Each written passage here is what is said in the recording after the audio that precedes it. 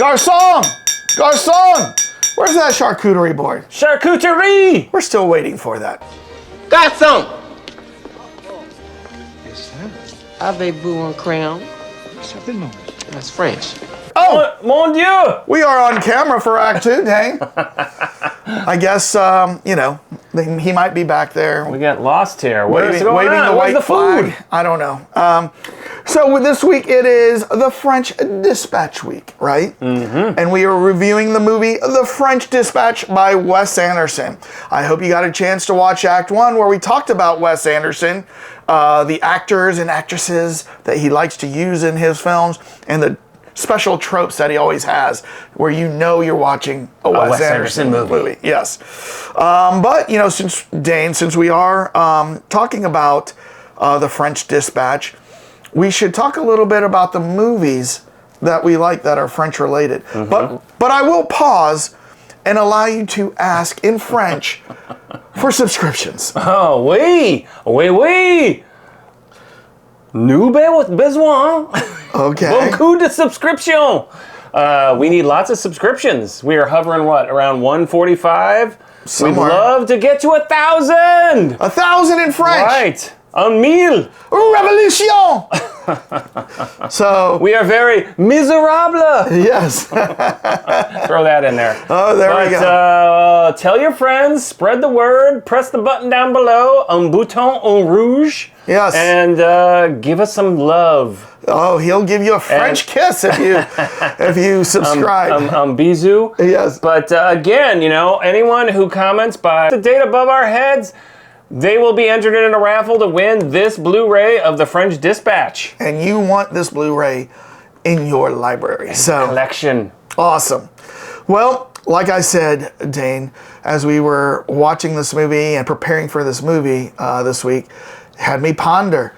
What are some of the top movies that we love about France? Yours is going to be, I'm sure, way different than mine, being the French lover you are. So just to be more specific, it's movies that took place in France, about France. About France.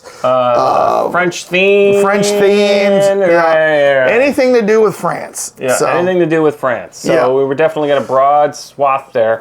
But on that note, we're drinking this Marie Dufault Napoleon Armagnac from the Armagnac region of southern France. Yes. As spoken about previously, Armagnac is the younger brother, or sister, I guess, of cognac. And wine-based, so it's a brandy. And the most famous of all the brandies is, you see it at any high-end bar, Louis the 18th? Louis XIV. Okay. Which is the 14th. The 14th. He was the Sun King. Yes. But that's that. Why didn't we go with Louis the 14th as a drink this week? Well, did it break the budget? At this point, that would have broken the budget by about $1,400. One bottle of those is. Guys, we need 1,000 subscribers. When we get to 1,000 subscribers, maybe we'll crack that bottle open. But I have a feeling it's going to be more something from the Champagne region. I'll wear some black with a beret. Yes. I'll have some clove cigarette. And we'll have to do some. We'll do it in black and white. We'll make it Wes Anderson style. Little piano music going in the background. A little harpsichord. So, all right. Well, à tes souhaits, to your health. À tes souhaits. All right, you look very French today with the beret and the. Oh, I just threw this on. I didn't even know this was what it was about. I wear this every day. You got the Esprit jeans on, you know what I mean? So, remember the Esprit jeans? What was that other one? Benetton of colors. Benetton, well, that's Italian. Oh, okay.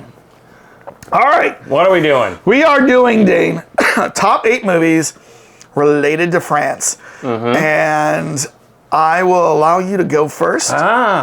What is your 8th, or do you have any honorable mentions? La mention honorable. Oh, yes. I don't know what mention is in French. Maybe, I can't remember. I don't know. Yes, I do. The Aristocats. Oh. Disney movie. Cartoon. Movie, yes. Anime. Yeah. Chocolat. Oh, Chocolat? That's the one. Johnny Depp? Yeah. And I forgot what her name is. I don't know. Brotherhood of the Wolf? Oh, I didn't even think about that one. Honorable. I own that one, and that's in French. And then, that's a very interesting movie. And about a werewolf. Yeah. And it has that guy from John Wick who plays the American Indian guy. Oh, that that's comes over. right. He plays an American Indian Yeah. in the south of France in like 16th century. Yeah, Who knows martial arts? He knows martial arts, and he has the hatchet throws. Remember? That's right. I totally forgot about that movie. So you've seen it, or you just know? I own that, buddy, and I've seen that like multiple times. Okay, I saw it in the theater when it came out. yeah. But it was it's a very odd movie though, and it's a hard sell for a lot of people. It is.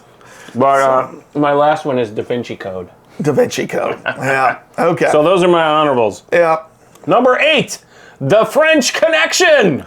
Ooh. Couldn't get more French if you have it in your title. You get away with it. But that's the one with Popeye, who is Gene Hackman. Gene Hackman. Police, hard, gritty New York. It was probably like 1974, 75, like that. And they are hard drug narcotic cops who are investigating a huge amount of, I think it was cocaine that's coming into New York from the south of France. The Marseille Do you know French I've still never gangs. seen The French Connection? Oh, it's a great movie. Hard. It's like detective, lots of You said it's chasing. like film noir, like kind of stuff, right?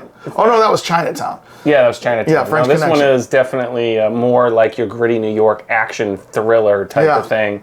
And but it's still credited with one of the greatest chase scenes of all time.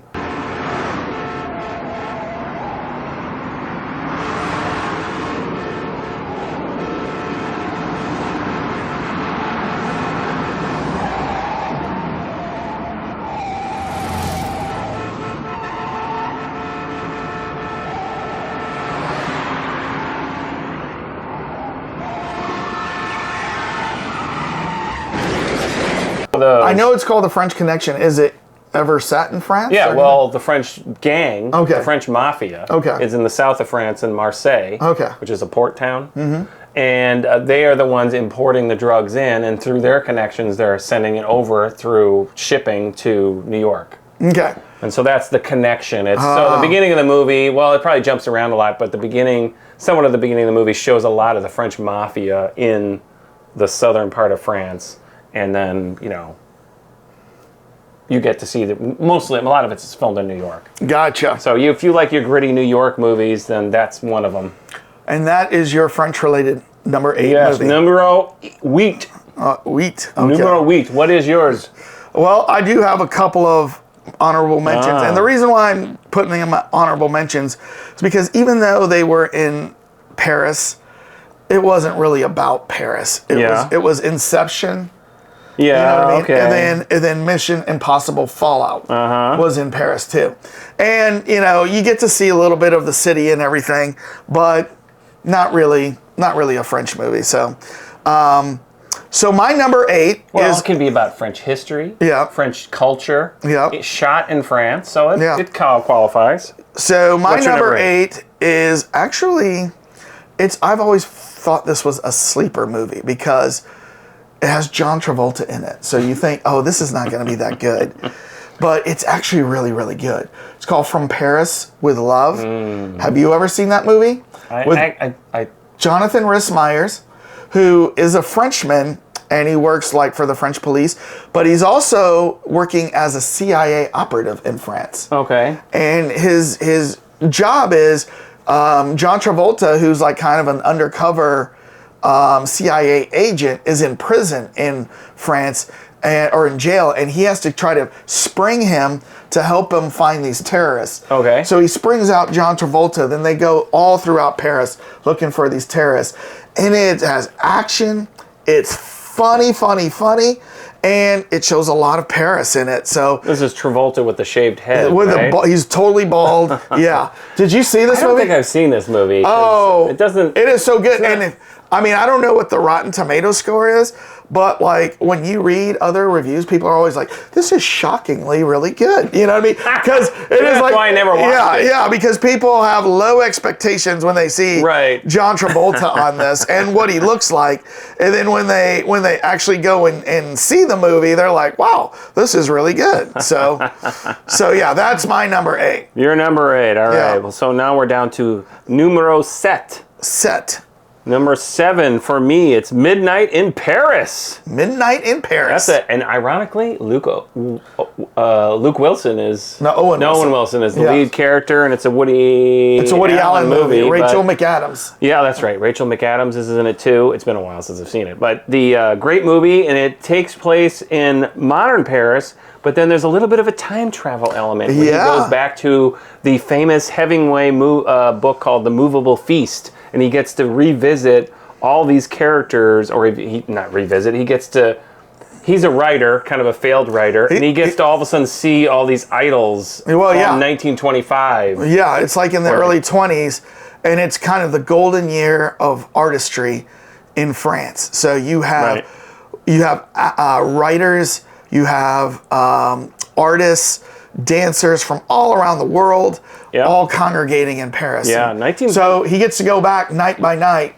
back to the 20s, and interact with these characters. Well, I think Maria Cotillard is in that. I think she's Marion Cotillard, yeah. She's playing somebody very well known. I can't remember. And isn't Gertrude Stein is in this too? Gertrude Stein. That was Kathy Bates, yeah. Yeah. So so a great movie, great historical references. You kind of, Woody Allen, I got to give it to him. He wrote something that you'd want as a modern person to go back and see these characters and see them on the screen and see the interaction going on. But 1925 is a very odd year in that so many things happened. I'm not reading yours, by the way. You didn't mean the reading. I never know. I'm not a cheater. I'm not reading your thing.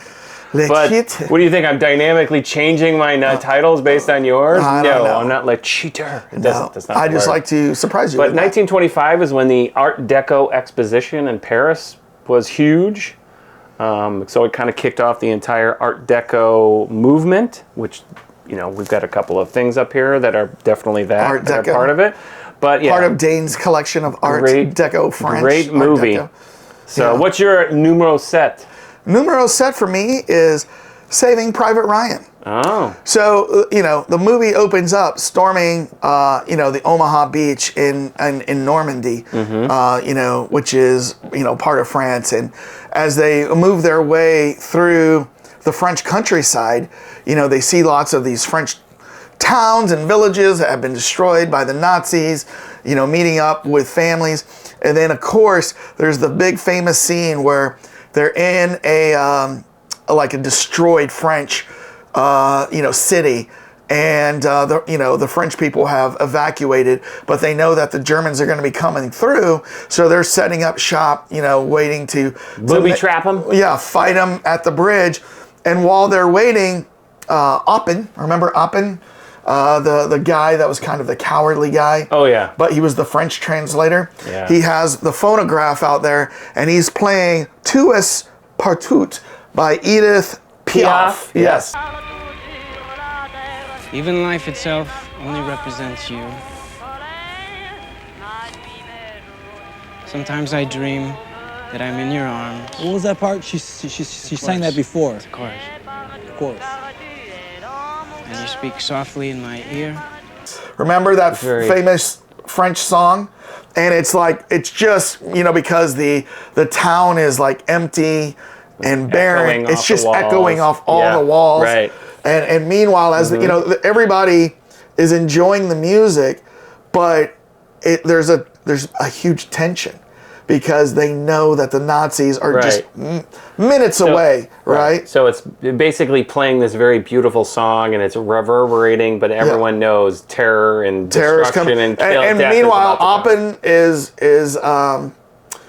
translating the song for everybody. Remember? Okay. Do you remember that? Yes, I'm looking up at my I Love Paris song here. Is it up here? No. Okay. Paris, je t'aime. No, it's not up there. But you know that scene that I'm talking about. Yes, I know. That to me was a beautiful scene. Yeah. Great World War II movie, but the director, so. I think that was, wasn't that Michael Knight? No. No, that was Michael Bay. Wasn't that a Michael Bay movie? Yeah. Spielberg. Because right after that, in come the jets screaming over, you know what I mean? And the guys parachutes out at the same time. While they were waiting for that, they were playing volleyball, and without shirts. Shirtless Tom Hanks. Yeah. Was he even shirtless in Castaway? Yes, he was. Was he? Yeah. Oh, okay. Yeah, he must have beefed up a little bit. All right. So that was Tom. my number 7. So now we're down to numero 6. Yes, 6. All right. Pour moi, that's the talented Mr. Ripley. Oh. Shot in the south of France. And that stars Jude Law, Matthew Damon. Are you trying to put a French spin on the name Matthew Damon? Matthew Damon. Jude Law? Jude Law, Matthew Damon. And, this guy is in his element. Like as we mentioned in the Act 1, he was a French and literature major. Probably never gotten to use it since he works in IT.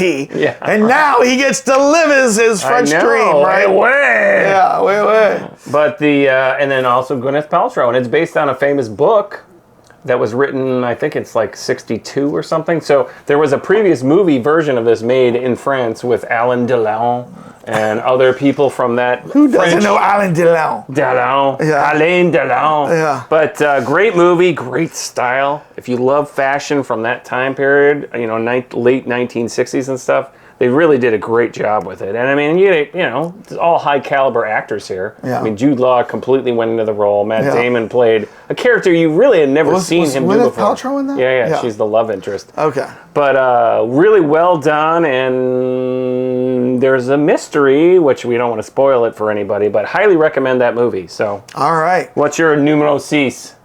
I'm going to go with a movie called Before Sunset. Do you know that movie? I do. So this is the sequel to a movie that I saw. I think it came out in the early 90s. It was a really good movie, and I think I went on a date to see Before Sunrise. And that's about, these two people, Ewan McGregor, and I think her name is Julie Delpy or something like that. Not Ewan McGregor. Or not Ewan McGregor, Ethan Hawke. Ethan Hawke, right? Right. And so what happened was they're on a train going across Europe to Vienna. And they don't know each other. They don't know each other. No, well, in the first one, they don't know each other. So they get to know each other, and they basically spend the whole night together, fall in love. Mm-hmm. But when the train gets there, they both know that they have to go their separate ways. But they talk about the love that they experienced in basically a 36-hour period on this train ride, right? And with the thought that they'll never meet again. They'll never meet again. Course. But of course. So now we're to the sequel. And this is before cell phones, right? Yeah. So they didn't you couldn't exchange numbers. Right. This was before Facebook. They were not hitting me up on Instagram kind of stuff. He's like, what's your TikTok account? I'll just touch base with you in a couple days. So what happens is this is probably about 12 years later. And Ethan Hawke has become a successful writer in the United States. Mm-hmm. He's married. He has kids, but... Un peu d'Armagnac? Sure. Your brother insists. Timothy Chalamet! So, for my brother. For your brother. All right. Doink. So, Ethan Hawke writes a book about the love that he experienced in this 36-hour period on a train. On the previous movie. Yeah, in the previous movie. So he goes to, kind of on a world book tour to promote his book, and he goes to France. And I think there's a big shtick there where she's like, I don't want you to know really anything about my background, right? And that's why there's a mystery here. They only know their first names. They agreed to not really share a lot of identification. But what happens is he goes back to France. He goes to France. He's not expecting to see her there. I mean, he doesn't even know, that she lives there or anything. But he happens to be in a bookstore to give a lecture on the book. And in the audience is Julie Delpy. Mm-hmm. And so what happens is they spend the next 24 hours together talking about the love that they could have had, but they didn't have. Talking? There's a lot of talking. I'm not going into every little detail of this movie. I'm just trying to give an overview of what this movie is. Where is the love? But they spend time in Paris talking about the love the city of love. Could have been, should have been, but wasn't. And they both moved on. They both have other people. but they share the time together. Yes. That's all I'm going to say. No, right. All right? I know. You know, we don't want to spoil these movies for people. I don't know. Dane seems like he wants to I hear. only gave little tidbits away, but I'm just saying is that we don't want to spoil things. So that's why and you're doing the same thing. We're not giving like the full entire movie synopsis. We're trying to leave off as much as we can. I'm trying to make it enticing for you to want to watch it. It's like a charcuterie plate. Where the hell is the charcuterie plate? I tell you what, oh my God, the service here is so slow. I don't know. Maybe they taking a smoke break somewhere. Yeah, smoke break somewhere. Smoke. All right, so that was my number 6. What is your number 5? Number 5, numero 5. My number 5 is Taken with Liam Neeson. Oh. So if I have a specific amount of talent where I can kill you, that was definitely the movie. A great movie, well done. It was the first that kicked off, I think there was 4 of them that Liam Neeson starred in all of them, and he's a CIA agent who in the original one, which is what we're referencing here, his daughter was kidnapped. And then he has to get his buddies together, his talents together, and go after the kidnappers. But a lot of it was filmed in Paris and, various parts of France. I'm a little surprised because I thought I was going to hear all these art house French film things from you. And I've heard Taken and French Connection. So a little surprised Taken was in there. But, I mean, it's a great movie. A very broad net. It is. So that is your number 5, right? That's right. My number 5. So my number 5, and believe it or not, the next 3 movies all have kind of a tie-in thing to them. But my number 5, The Man in the Iron Mask. Do you remember that? Oh, of with course. Leo DiCaprio. Yeah. Young I know. young like Leo a DiCaprio. Baby in that like movie. I had my my oldest daughter. She had never seen this. And she got the password to my Voodoo account, and she was like, "Any suggestions of movies I haven't seen?" And I said, "Have you seen The Man in the Iron Mask?" And she's like, "No, what is this?" I was like, "Just watch it." When she called back to say how good the movie was, she was like, "Oh my gosh, Leonardo DiCaprio is like a little boy almost in this." Right after his Gilbert Grape movie. I know, thing, right? But it's really good. It's based on old French, Alexander Dumas. Or Hugo? Dumas. Yeah, it's Dumas. It's Dumas, and he's in the prison. But in this retelling of it, he has a twin. And do you remember who is the king? I don't remember the king. It's been a while. Yeah, so what happens is he's a bad king, this kid. And he's being protected by D'Artagnan, who, of the now broken up Three Musketeers. And because there's Porthos and the other ones, like John Malkovich played Porthos in this. Mm-hmm. I just watched this probably about 2 years ago. And they're retired musketeers and stuff like that. But D'Artagnan watches over the king. Well, the king, which is Leonardo DiCaprio. In the Iron Mask. No. What happens is that there's twin brothers. And when they were born, they had to separate them at birth. And this one became the king, but he ended up being kind of evil. Right. So, but they always knew that there was another one somewhere out there. Somewhere. Yes. Yeah. Except the mom didn't know it because they told the mom that he had died. Ah. Right. So then what happened was I've seen this. They wanted to replace the king and have a good king, so they rescue the other twin. They give him Porthos, John Malkovich gives him a crash course lesson on what it's like to be a king, who the main players are, and they're going through all this. Then they decide to replace the king, and then not tell anybody, but the mom sensed something was different. Right, but she was okay with it. Yeah, she was okay with it because she realized the other king was bad. Was a total, as they say in French, a con. Yeah. So it's a great movie. I don't want to get any further into it. Right. But if you haven't seen this movie, it's a surprisingly really entertaining movie. Like your French historical. Yeah, and it's your French historical kind of movie. So so that is my number 5. Cinco. So now we're down to numero 4, like Louis XIV, which is 14. We're now at 4, 4. So in my particular list, is Charade. Charade. Charade. And this is with Audrey Hepburn and Cary Grant. It's a Hitchcock movie, by the way. And it's one I haven't seen. Really? Oh, it's probably one of his, for me personally, it's one of his, I like it the best. Okay. But it is Wouldn't have anything to do because it's in France, would it? No, but To Catch a Thief is in France too, by the way. Yeah. And great movie, and it's one of these where there is Audrey Hepburn is not involved in the whole thing, but Cary Grant is the thief.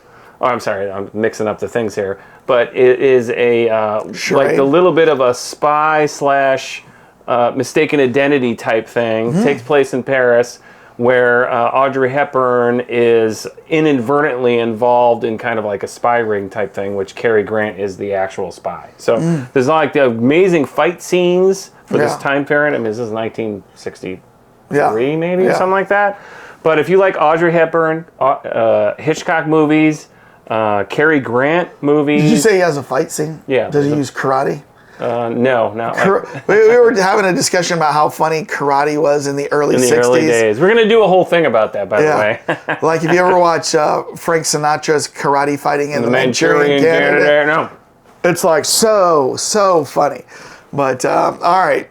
So that's your... All right. That was my number 4. What is your number 4? Was that your 4? Yeah, that was your 4. No, yeah, that's 4. So I told you that the next 3 are all going to tie in. So this is the Three Musketeers / the Four Musketeers. Which one? So kind of both of them. So the Three Musketeers came out in like 73, and it had like Oliver Reed. Earlier one, 63. No, not that one. Not that one. Right. So I'm talking the 70s one because I saw this one as a kid. Had like Oliver Reed and Michael York. Remember that? Raquel Welch. Oh, yes. Raquel Welch. So they came out with the Three Musketeers, and then the very next year, they came out with the Four Musketeers. Do you remember that? No. So, I've got both of those on Blu-ray. It's same actors? Haven't seen them in, same actors. Same actors came back. Obviously not Raquel. No, I think she's back in it. Or no, wait. Because she... Oh, no, maybe not. She dies in 3. Okay. Well, we were trying not to spoil it for them, Dane. Well, she's not a major character. I mean... Yeah. So... She's just, But no, it's all the exact same people. Like Oliver Reed, Michael York. I have not seen the Fourth Musketeer. At this. The Fourth Musketeer, Milady's Revenge, starring Raquel Welch. Well, which is weird because, like I said, they must have rewrote that then because she gets strangled in 3. Maybe it's Richard Chamberlain was Aramis, Oliver Reed was Athos, Michael York like the old D'Artagnan, Christopher Lee. Yes, Christopher Lee. Man, I had never even heard of this movie. Yeah, so this is the Four Musketeers. So look at that. They're already have to showing do that one again because look at this. They're showing. Raquel Welch. See this fight scene going on? I'm watching it. Raquel Welch gets strangled by a rosary. By somebody who slips into the nunnery because she goes to the nunnery. Yeah. Remember she's in the Fourth Musketeer too. Wow. Well, like I said, they must have came out. So I remember watching those as a kid. Well, then you guys got to do that. You got to do 3 and you got to do 4 because I am definitely watching 4 now. Yes, I have them on Blu-ray. I saw them as a kid, and I saw them a couple times as a kid, but I don't know if I've seen either one of these in like 20 years. So. 20 years? Yeah, I'm serious. It might be 30 years. Yeah. The last time I saw that one was probably like 1986 or something. So I need to watch these again, but I remember as a kid how much I loved the Musketeers. Mm-hmm. Yep. And I would eat the candy bar just because of the Musketeers. So. It's a good time for a good time with the Three Musketeers, 'cause there's lots of fluffy nougat with the Three Musketeers. Lots of happy good time faces, opening wide, for lots of chocolate so delicious and it's fluffy inside. It's a good time for a good time with the Three Musketeers, the big chocolate bar that's fluffy inside. So for me, that's number 4. Nougat. Yes, that was number 4. Well, guess what? Number 3 is the Three Musketeers for me. Oh, which one? 1973. The Raquel. Michael York. Yeah, I put that right in there. So I did not know there was a 4th because that was the big tragedy in number 3. And I'm sorry, we've already talked about this, but Raquel Welch gets killed because she's the love interest of the Michael York. Well, I know maybe that's what the trick is in number 4. But yeah, great movie. The action scene, the way they just carried it out, where later Musketeer movies, I always thought they were a little too slick with it. Like they just made it like it was too clean. Yeah. With this one, you really felt like they filmed it in a way that was like gritty. Like that's really the way it would have been at that time. So what I loved about it as a kid is they're called the Musketeers, and they have muskets, right, that they can one-shot people. But their primary weapon was the foil. Mm-hmm. So now, in typical sword movies, like during the Romans, the Greeks, they got more of the broader kind of sword. And then like you get to the Middle Ages, they've got the two-handed sword. But then you get to the French ages, and they're using a foil, right? Because it is quick to move around. Basically a giant needle. And it's quick to move around and do all kinds of stuff. And you can do so much with it. It's got a hand guard with it. Right. And the fighting with foils is really different and exciting to watch. So that's why I loved it as a kid. Yeah. Because, I would think that's where I would learn about swords and stuff. And I was like, why are their swords different from like King Arthur's sword? Yeah. Different from Jason and the Argonaut sword, different from Sinbad's sword. Right. Everybody had different kinds of swords, and everything was different, right? So, well, it was definitely, you weren't doing any giant slashing cuts. It was pierce. It was pierce. I mean, one could say the only thing that was kind of BS about that in movies is that somebody would get pierced and then they die, and it's like, well, that's only like something piercing you. It's not right. It's not like going right through all your organs. It's like, well, if it you have hit to do organ, it multiple times. Yeah, right. But it's a lot of pierce and parry, right? Right. Yeah. So, and so like you said, the action is much more dynamic. Yeah. You're running you're throwing each other around. There's much more physical. And a lot of times they would fight with a secondary, like a dagger, and so they would have this with a dagger to help. You know what I mean? Right. And a lot of that. Right. So, and those swords always had a guard. Yeah. So that you could kind of slide down and like then go in and move closer. Yeah. But the really weird thing about that 1973 one? What? It was originally made for the Beatles. Oh.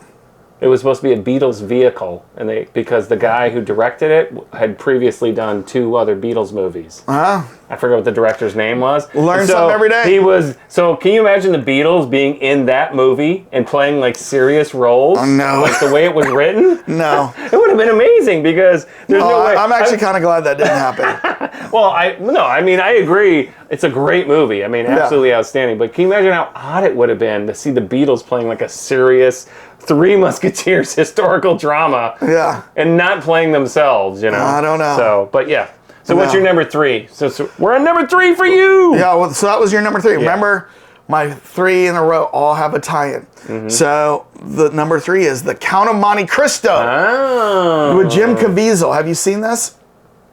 Yes. The original one was Chamberlain. Yeah.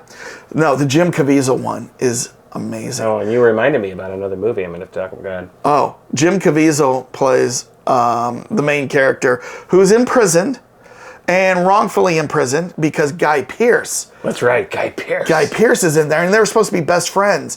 But what happened was, while on an island, their boat had been stranded on an island, and they were waiting for a boat to take, or another ship to come take them off. They met with Napoleon there, who was at that time banished from France. Right. Right. So after his, getting kicked out of the French government because he was, basically lost all these wars and spent all this money. So he's banished, and so Jim Caviezel happens to have a frank, chance discussion with Napoleon. Napoleon asks him to deliver a letter. And he has no idea what it is. And he tells him it has nothing to do, that's bad. So he delivers this letter, and Guy Pearce gives him up. Why? Because he is in love with Jim Caviezel's wife. She's beautiful, right? Who is it? I can't remember her name. But anyways, he goes to prison. And while he's there, who's the guy who plays Dumbledore? Richard Harris? Richard Harris? The original one. Richard Harris. Richard Harris is also a prisoner there. And they have a... are you looking for the charcuterie guy? I know. Where's the charcuterie? So Richard Harris is having, discussions with him and helps him break out, but he ends up dying on the way out. But he helps Jim Caviezel break out, but he tells him on his deathbed where all this gold is stashed. like on a hidden island. So when Jim Caviezel gets there, he's kind of built a group of people. He gets the gold, and then he decides with his money, he is going to get revenge on everybody that wronged him. So who all think he's dead. Who all thinks he's dead. And so what he does is he kind of disguises himself as the Count of Monte Cristo. And he goes back in to exact his revenge on Guy Pearce and everybody. So really good movie. Love this movie. I could watch it every couple years. And I just watched... I think Gerard Depardieu is in this movie too, right? No. Oh, that's Cyrano de Bergerac. He's he's not in this movie. But I just watched... somebody's review of this movie recently on YouTube. That I'm a fan of her, of this girl who does reviews, and I watched her review, and her review on it was so funny. Her, sometime we should do a show on other YouTubers we watch, but I loved her movie review on this. So, but Count of Monte Cristo is number 3 for me. All right, the Count of, it's a great sandwich too, by the way. Oh, I love a Monte Cristo. You take a sandwich and then fry it, right? You got me right there. So my parents and I, we love Monte Cristo sandwiches. I don't think I've ever had one. Oh, really? My wife loves Monte Cristo sandwiches, by the way. They're yummy. We were just with a couple last night, and that's their big joke is, I would love everything to be Monte Cristo'd. I think his wife's, out there talking to the charcuterie guy. Yes. So, all right. So what is number 2?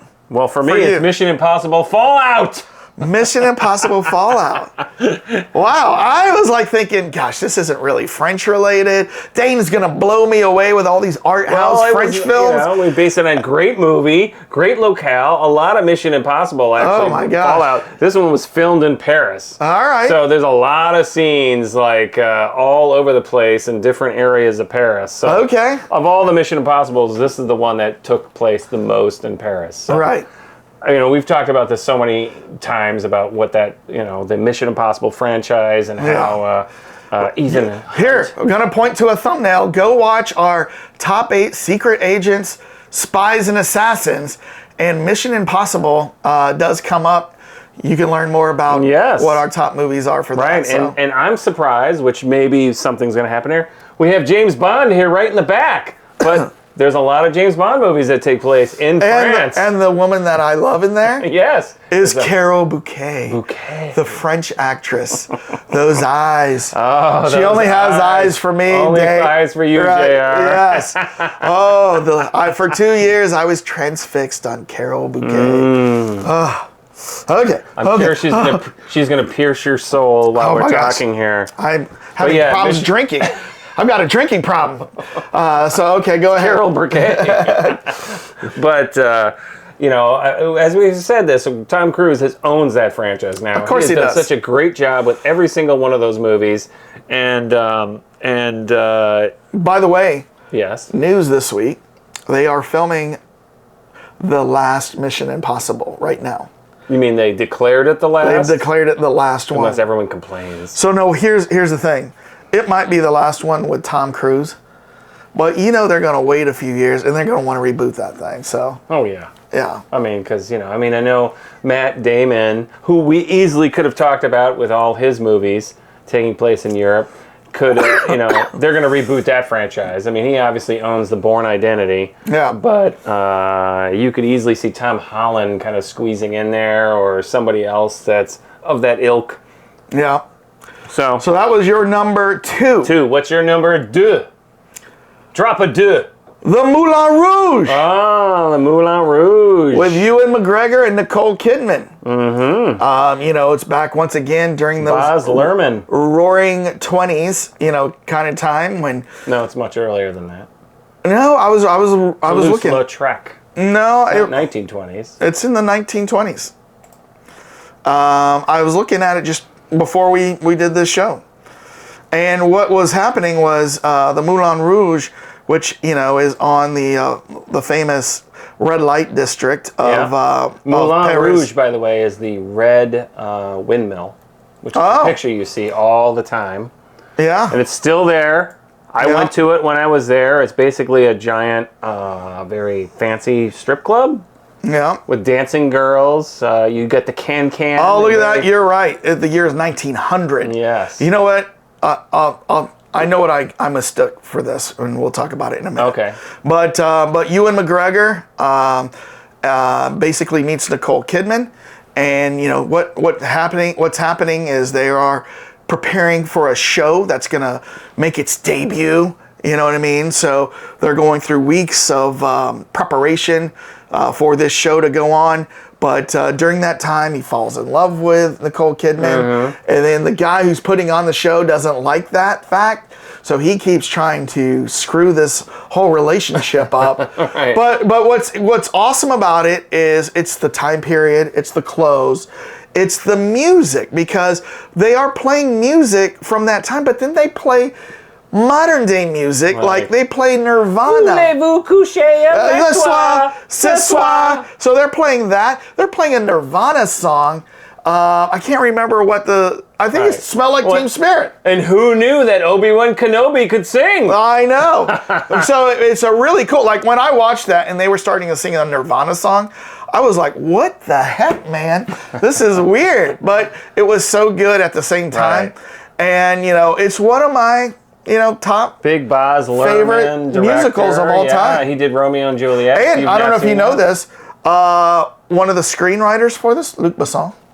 Oh, no, I did not know that about that. But he did not direct or anything. Well, so. Baz Luhrmann was the director. Yeah. He also did Romeo and Juliet. So if anyone loves or does not really, not loves, gets into Shakespeare, wants to learn a little bit about Shakespeare, Romeo and Juliet is usually the entry, but even that might be dry. Go see the movie that Baz Luhrmann did, because it's got Leonardo DiCaprio, and they did such a great job. I forgot who. Oh, it's Claire Danes as the. Oh, for Romeo and Juliet. Yeah, okay, Juliet and stuff. But I mean, just as a little side here is that you got this movie, which is really good, Moulin Rouge. Moulin Rouge. And then Romeo and Juliet is his other one. And then I don't remember what he did after that, which didn't do very well. I don't know. But that's my number two. Number two. For movies that are French related. All right. Numero un. Numero un.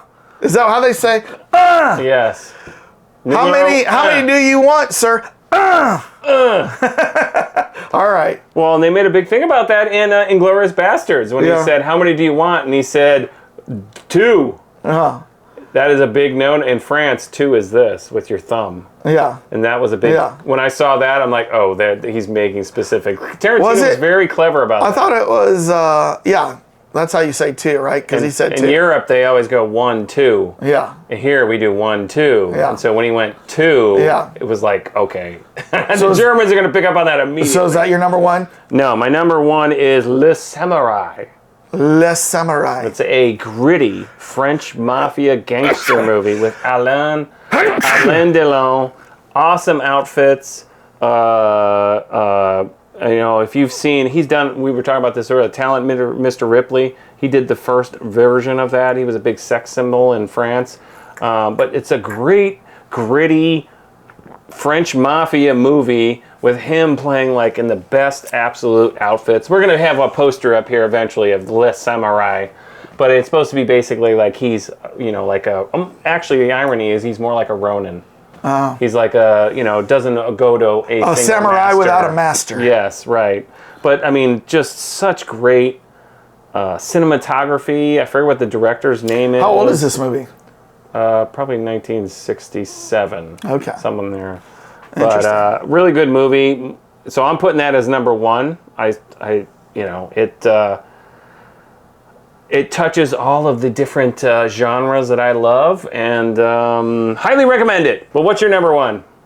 My number 1 is one you've already mentioned, and that is Midnight in Paris. Oh, wow. Because who knew this guy was a lover versus a fighter? All your movies are like singing, romance. Yeah. I left off all the Mission Impossibles and Bourne Ultimatums. You've done a switcheroo here. Yeah. So the reason why I love this movie is it caught me off guard, because I've seen a lot of Woody Allen movies in the past, like Annie Hall, Shadows of Fog, all these other movies, and like just ho-hum. Not a big Woody Allen fan.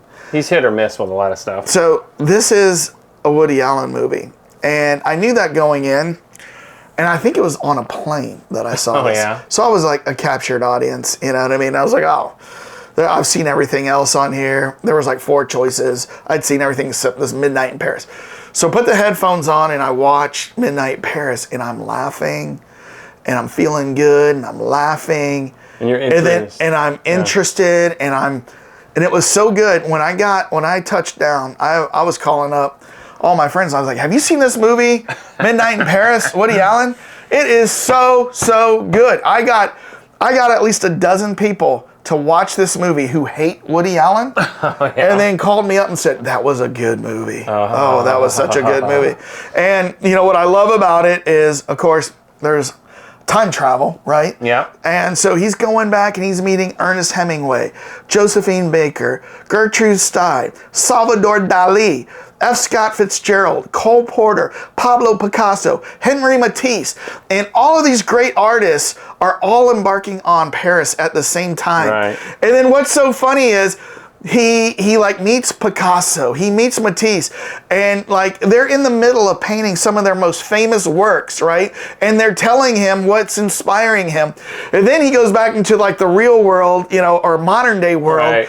And there's Rachel this guy trying to hit on his wife. Right. And A they take him to the French Louvre, and they're looking at these Matisses, and he's like, oh, what Matisse is trying to do here is this, this, and this. And Owen Wilson goes, no, he's not. That's not what he's doing. He's trying to do this, this, and this. And everybody's just looking at him like, where did you get this knowledge from? You know what I mean? Do you remember that scene? Oh, yeah. A great scene. I mean, I can visit this movie over and over and over again.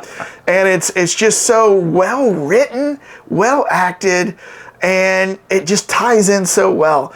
And Woody Allen, you know, for what it said about, you know, about him as a person and his earlier works, I have to say, this was a masterpiece movie. Right. And you get to see all over France in the 1920s and modern day France. So it's a great movie. Right. Well, it is well done. And ironically, it's mine number 7. I know. That's what I said. You've already mentioned We kind of it. reversed ourselves here. But yeah, no, we've loved that movie too. And and it's one of those like weird movies. Woody Allen's best movies tend to be the ones that people don't think it's his movie. Right. You know, like, it was another Well, one. he's not in it with some 20-year-old chick trying to date him, you know what I mean? Right. Which he does in a lot of his other movies, Yeah, right? it's almost like he's like, all right, I'm not going to do the Woody Allen on this one. I'm going to do this more of like a serious director genre. Right. And as you just pointed out, it came out as a great movie. Yep. So that's it. That is our top 8 movies that are Infinity 8! Gotta get about it in there France, once. related to France. Or I should say Infinity 8! So what I would love for you to do is go into the comments, tell us what we are missing, because I know we're missing. I thought I was going to hear these art house films, like there's a trilogy called Red, White, and Blue in French that like have won like best foreign movies in our Oscars. I thought I was going to hear that from this guy. I didn't hear it. So Red, White, and Blue. I thought maybe American in Paris might be brought up. Last Tango in Paris. Funny Face with Audrey Hepburn. Yeah. You mentioned Charade. Emily? Emily. I'm surprised that you don't have you went that the romantic side. I went more the action side. I didn't with do mine. that. I didn't think that did And actually, Paris, France justice. Casablanca actually could qualify for this because That's in Morocco. No, the beginning is in Paris. Remember when he goes back and he meets her up in Paris? That's how they know each other. You could throw that in there. You could say then that A View to a Kill is Well, I'm surprised you didn't pick any James Bond movies. Yeah. I was waiting for it. Yeah. View to a Kill. Never Say Never Again. Yeah. Thunderball. What's the Can other you one? see we've got a picture like right here of James Bond? I'm sure right around here. Right. I'm sure around like here. everybody has been looking at this butt right over my head. All right, well, subscribe, please. Press the button. Subscribe. We need some subscriptions. Again, you can win this raffle by date I'll put up here. But stay tuned for Act 3, where we actually review The French Dispatch. The French Dispatch. Come on, Dane, hurry this up. We're waiting on a We're charcuterie still waiting board. the charcuterie board. I Where know. is it, Garçon? Garçon!